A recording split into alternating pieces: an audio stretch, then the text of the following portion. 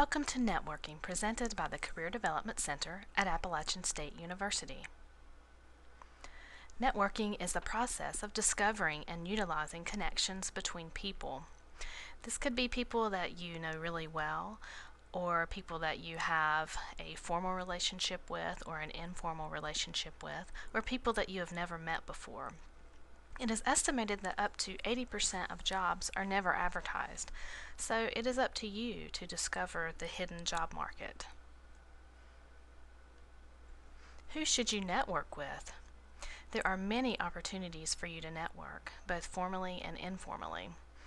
You may have opportunity to network through a club or an organization, fraternity, sorority, honor societies, or with your professors or advisors.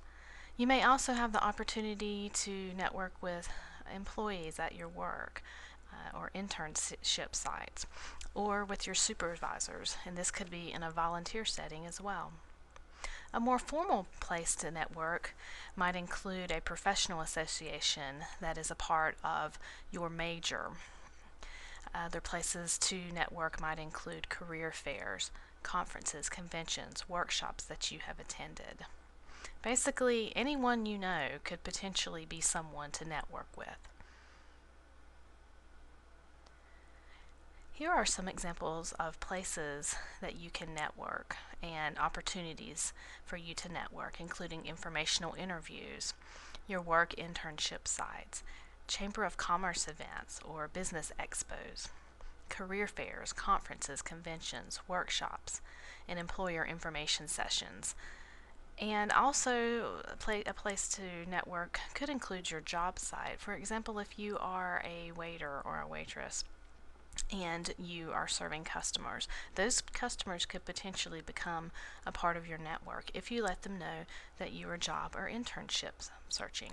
So basically, anywhere, anytime could provide you a place to network. There are some keys to successful networking. They include preparation, professionalism, and follow-up.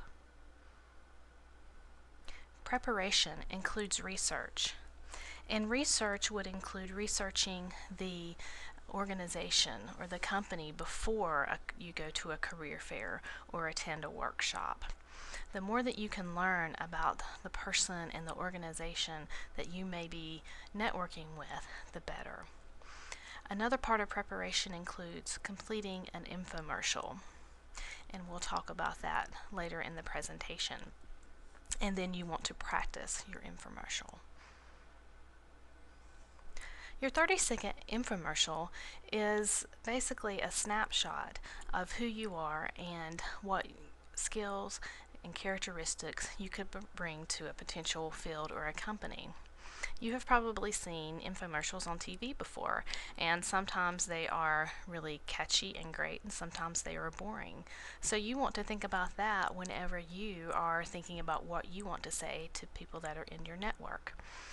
Here are a list of aspects that you want to include in a 30-second infomercial.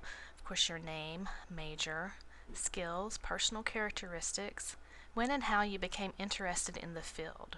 You want to demonstrate the knowledge of the field or the company, and that comes from your first step of researching them.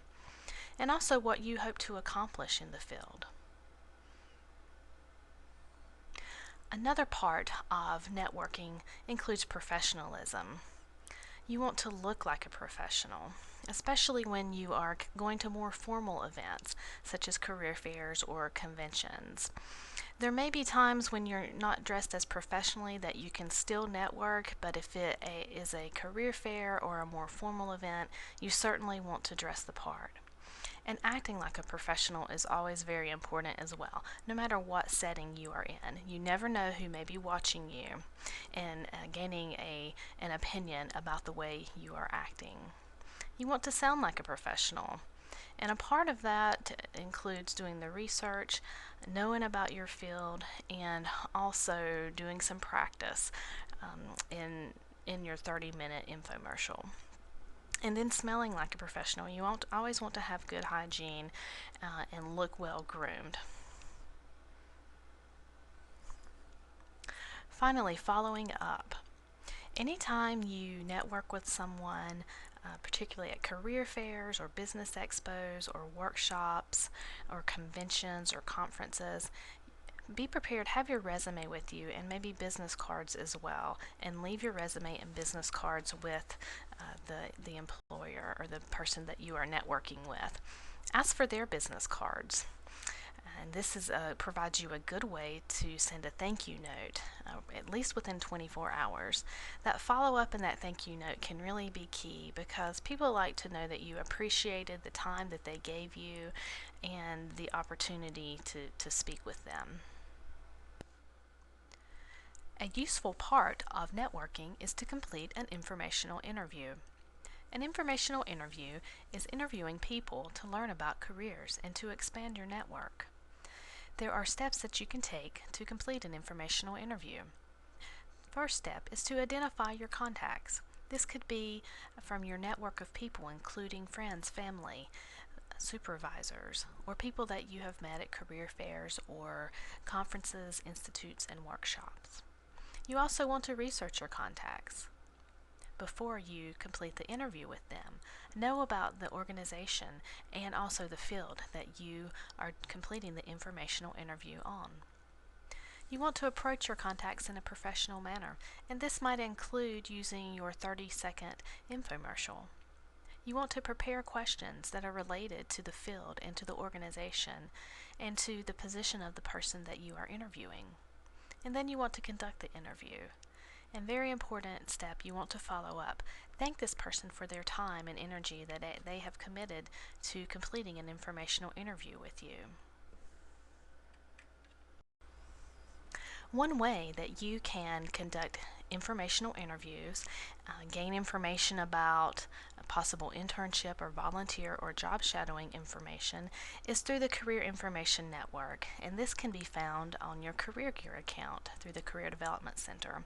And this is basically a database of friends, family, and alumni of ASU that have said that, sure, they would like to be a connection for you as you are preparing for your job or internship search. These are searchable by industry, geographic location, and company name. It's free, and it gives the contact information and availability of the people that are on the database. And this gives you a snapshot of how you can search the database by state, city, employer name, and by the different professions. And then this is a sample of what you might find when you do a search for employers on Career Information Network. Many people that are connected with ASU, they want to stay connected to current ASU students, and they also probably want to hire ASU students. So this is a really great way to connect with folks that have attended ASU and have a relationship with the university in some way. So now that we have talked about a positive way to network, some tips for networking, I want to touch on how your network can be damaged by social networking sites. There are some positive aspects to these sites if you use them in a positive way, but you want to think about what do employers or references see on either your Facebook or MySpace or LinkedIn pages. Some things to consider about your Facebook. Is it private? Do you have all of the appropriate photos that you would not mind other people seeing? And what does your profile say about you? Could it be controversial? You never know if your employer has an ASU connection, or a way that they may be able to access your Facebook profile. So it is very important to remember the impression that you are making both in person, over the phone, and also over the internet. If you have any further questions about networking, please contact the Career Development Center either by phone or by email, or you can also go to our website for more information. Thank you.